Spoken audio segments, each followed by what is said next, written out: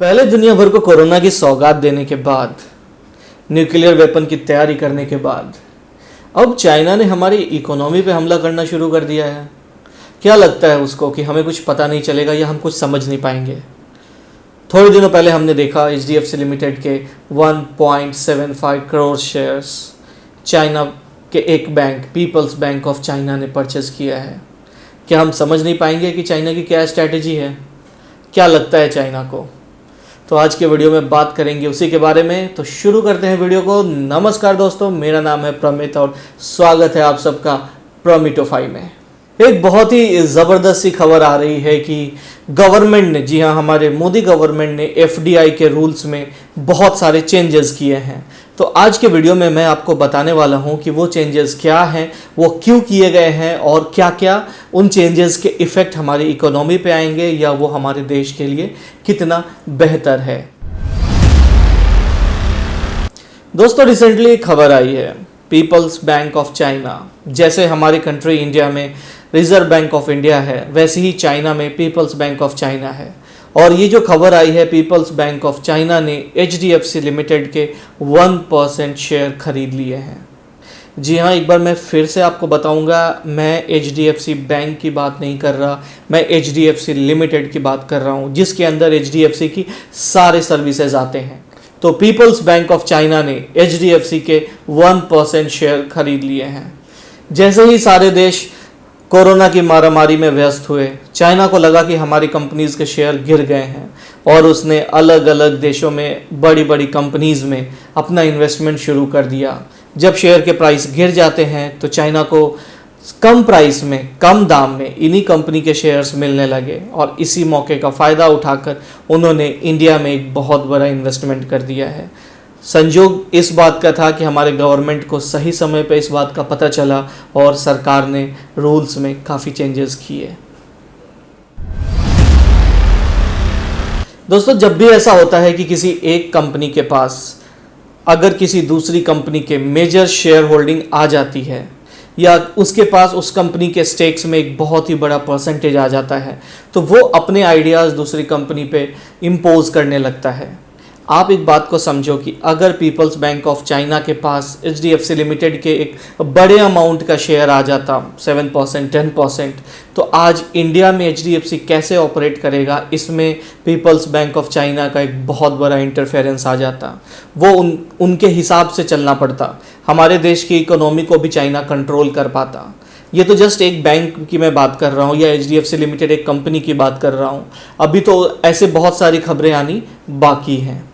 दोस्तों, अगर ऐसी कोई भी घटना होती है तो ये हमारे लिए बहुत ही चिंता की बात है, क्योंकि हम अपने ही देश में अपनी ही कंपनीज़ का कंट्रोल खो देंगे।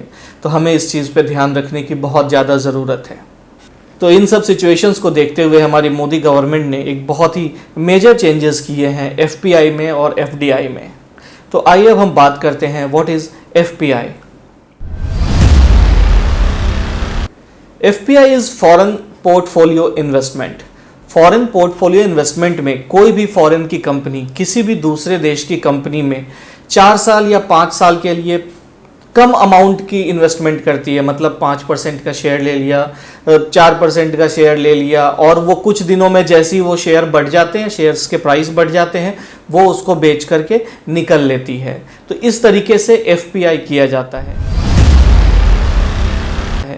और एफडीआई जो होता है, एफडीआई में कोई भी फॉरेन की कंपनी किसी दूसरे देश की कंपनी में 10% या उससे ज़्यादा के शेयर्स परचेज करती है और उस कंपनी में एक बड़ा सा हिस्सा ले लेती है, जिससे उस दूसरे देश की कंपनी में एफडीआई करने वाली कंपनी का मेजर सेइंग आ जाता है। वो उनके डिसीजन मेकिंग में इक्वल पार्टिसिपेट करती है और उनकी हर एक्टिविटी में इंटरफेयर करती है।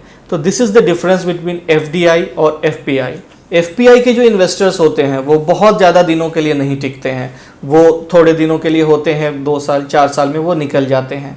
लेकिन एफडीआई का जो इन्वेस्टर होता है वो काफ़ी साल के लिए होता है और उसकी जो इंटरफेरेंस होती है वो बहुत ज़्यादा होती है। अब आप समझो कि अगर चाइना ने एचडीएफसी लिमिटेड या किसी दूसरी कंपनी में एक बड़ा स्टेक ले लिया तो वो अपनी सारी बातें मनवाएगा, ये बात सिर्फ चाइना पे ही अप्लाई नहीं होती, किसी भी दूसरे कंपनी ने, किसी भी दूसरे देश की किसी भी कंपनी ने अगर मेजर स्टेक लिया है तो वो अपनी बहुत सारी बात मनवाएगी। इसीलिए गवर्नमेंट को इस पे ध्यान देने की ज़रूरत थी। हमारी सरकार ने ध्यान दिया और मेजर चेंजेस किए। अब हम बात करते हैं कि एफडीआई और एफपीआई में प्रीवियसली क्या क्या अलाउड था, पहले कौन क्या कर सकता था। गवर्नमेंट ऑफ इंडिया ने कहा है कि कोविड-19 के पैंडेमिक को देखते हुए वो अपने एफडीआई और एफपीआई के रूल्स में एक बड़ा चेंजेस कर रहे हैं। ये चेंजेस इस प्रकार हैं कि अगर भारत की सीमा से सटा हुआ कोई भी देश, चाहे वो चाइना हो, वो बांग्लादेश हो, वो म्यांमार हो, या वो पाकिस्तान हो, वो अफ़गानिस्तान हो, या भूटान हो, ऐसा कोई भी देश अगर हमारे देश की किसी भी कंपनी में कोई भी इन्वेस्टमेंट करना चाहता है तो उसे गवर्नमेंट के थ्रू रूट होना पड़ेगा। पहले कोई भी देश ओपन मार्केट में शेयर्स में इन्वेस्ट करके परचेजिंग कर लेता था, लेकिन अब ये अलाउड नहीं है। अभी जो चीज़ें अलाउड थी इसमें पाकिस्तान और बांग्लादेश, इन देशों की कोई भी कंपनी हमारे देश के जो प्रोहिबिटेड सेक्टर्स हैं और डिफेंस, एटॉमिक एनर्जी और स्पेस, इन सेक्टर्स में बिल्कुल भी इन्वेस्ट नहीं कर सकती थी। इनके अलावा दूसरे सेक्टर्स में वो गवर्नमेंट के थ्रू रूट होकर के इन्वेस्टमेंट कर सकती थी। और बाकी कोई दूसरा देश है, उन देशों को, पाकिस्तान और बांग्लादेश के अलावा जो दूसरे देश हैं, वो देश किसी भी इंडस्ट्री में, किसी भी सेक्टर में जो कि प्रोहिबिटेड नहीं है, उसके अलावा किसी भी सेक्टर में डायरेक्ट इन्वेस्टमेंट कर सकते थे जो सेबी के अंडर आता था। लेकिन अब इन रूल्स को बदल दिया गया है। अब प्रेजेंट सिनेरियो में कोई भी देश जो हमारे देश में इन्वेस्ट करना चाहता है, उस कंपनी का बेनिफिशियरी अगर हमारे देश के बॉर्डर से लगे हुए किसी भी दूसरे देश का होगा, उस कंपनी का मालिक या वो company either Pakistan, Bangladesh, either Bhutan, China, Afghanistan, Myanmar, इनमें से किसी भी देश का होगा, तो वो विदाउट गवर्नमेंट रूट के हमारे देश में एफडीआई या एफपीआई नहीं कर सकता है। ये मोदी गवर्नमेंट की बहुत ही अच्छी पहल है, क्योंकि पिछले कुछ दिनों में जो चीज़ें हुई हैं उस पर ध्यान देते हुए हमें ये चेंजेस करने बहुत ज़रूरी थे। तो नए रूल के अनुसार मैं आपको बता दूं कि कंपनी अगर ऐसे किसी भी देश से बिलोंग करती है, आइदर कंपनी या उस कंपनी का ओनर या बेनिफिशियरी इंडिया से लगे हुए बॉर्डर वाले किसी भी देश से बिलोंग करती है, तो 10% से नीचे का इन्वेस्टमेंट जो कि एफपीआई है, एफपीआई के लिए उनको सेबी के प्रोसीजर के थ्रू से गुजरना पड़ेगा। और अगर एफडीआई है तो वो गवर्नमेंट के परमिशन के बिना वो इन्वेस्टमेंट नहीं कर सकते हैं। तो ये बहुत ही अच्छा डिसीजन एचडीएफसी लिमिटेड के एग्जाम्पल को देखते हुए हमारी मोदी सरकार ने लिया है, क्योंकि हमारा पूरा जो देश है आज कोरोना से जूझ रहा है और हम सब इसी तैयारी में लगे हुए हैं कि कब हमारा लॉकडाउन ख़त्म हो और हम कोरोना से बाहर आएँ।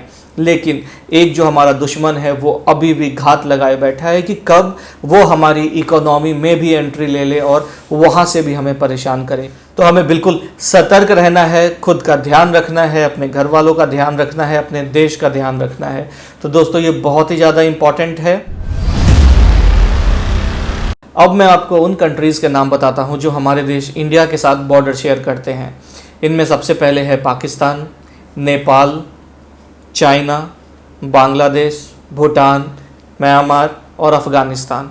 ये सारे देश इंडिया के साथ अपना बॉर्डर शेयर करते हैं। तो इन देशों की जो कंपनीज़ हैं, इनको भी इंडिया में इन्वेस्टमेंट करने से पहले आइदर गवर्नमेंट या सेबी के थ्रू ही गुजरना पड़ेगा।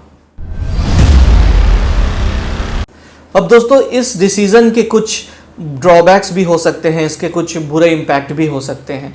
तो मैं आपको सबसे पहले इसके एक दो बुरे इम्पैक्ट के बारे में बताता हूँ। कोई भी ग्रीनफील्ड कंपनी या ब्राउनफील्ड कंपनी, उस पर इनका बहुत ही बड़ा इम्पैक्ट होगा। सबसे पहले बात करते हैं ग्रीनफील्ड कंपनी के बारे में। ग्रीनफील्ड कंपनीज वो कंपनीज होती हैं जो नया स्टार्टअप है, नया स्टार्टअप जो मेक इन इंडिया के थ्रू आता है या उसके अंडर आता है। ऐसी किसी कंपनी में अगर किसी बाहर की कंपनी को इन्वेस्ट करना है तो उनको थोड़ा ज़्यादा समय लगेगा, उनके काम में रुकावट भी आ सकती है। जैसे कि अगर हम चाइना का ही एग्जांपल लें तो चाइना की एक बहुत बड़ी कंपनी Xiaomi अपना एक पूरा मैन्युफैक्चरिंग यूनिट इंडिया में लगाना चाह रही थी। अब उस Xiaomi में भी अगर कोई इन्वेस्टमेंट बाहर से लाना है तो उनको भी एक प्रॉपर प्रोसीजर को फॉलो करना पड़ेगा। हम उनका लॉन्ग टर्म इंटेंशन देखेंगे कि ये देश की भलाई के लिए काम करने वाले हैं या नहीं करने वाले हैं। तो इन सब चीज़ों में और भी कंपनियां हैं जिनको थोड़ी सी दिक्कतें सहनी पड़ सकती हैं। और दूसरी बात, ब्राउनफील्ड कंपनी वो कंपनीज होती हैं जिनमें एफडीआई आता है जो 10% से ऊपर होता है। तो वहाँ भी देशों के बाकी कंपनी की चीज़ों का जो इन्वेस्टमेंट है, जो पैसे का इन्वेस्टमेंट है और उनके इंटेंशन पे गवर्नमेंट खुद ध्यान देगी, खुद चीज़ों को किया जाएगा। तो शायद इसमें भी थोड़ा सा ज़्यादा टाइम जा सकता है, लेकिन यकीन मानिए ये हमारे देश के फ्यूचर, हमारे देश के भलाई के लिए है। जहां हम एफडीआई के बारे में बात कर रहे थे तो मेरे पास एक छोटा सा डेटा है UNCTD का, the United Nations conference on trade and development. इन्होंने बताया है कि 2019 में बाहर के देशों ने इंडिया में $49 बिलियन का एफडीआई किया है।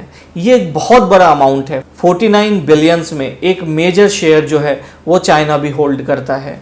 तो हमारे देश में चाइना की इन्वेस्टमेंट पहले से भी बहुत ज़्यादा है और अभी इन रूल्स के बाद शायद चाइना का जो इंटरफेरेंस है वो कम भी हो सकता है। तो यकीन मानिए, जहाँ तक मुझे लगता है ये डिसीज़न हमारे देश की भलाई के लिए है, ये हमारे और आपके भलाई के लिए है। तो दोस्तों, आज के वीडियो में बस इतना ही। आशा करता हूँ कि आपको ये वीडियो अच्छा लगा होगा। अगर वीडियो अच्छा लगा है तो प्लीज़ इसको लाइक कीजिए, शेयर कीजिए और मेरे इस चैनल को सब्सक्राइब करना मत भूलिए। मैं हमेशा कोशिश करता हूँ कि किसी भी टॉपिक पे एक ऑथेंटिक इन्फॉर्मेशन आपके लिए लेके आ सकूँ और आज भी मैंने वही कोशिश की है।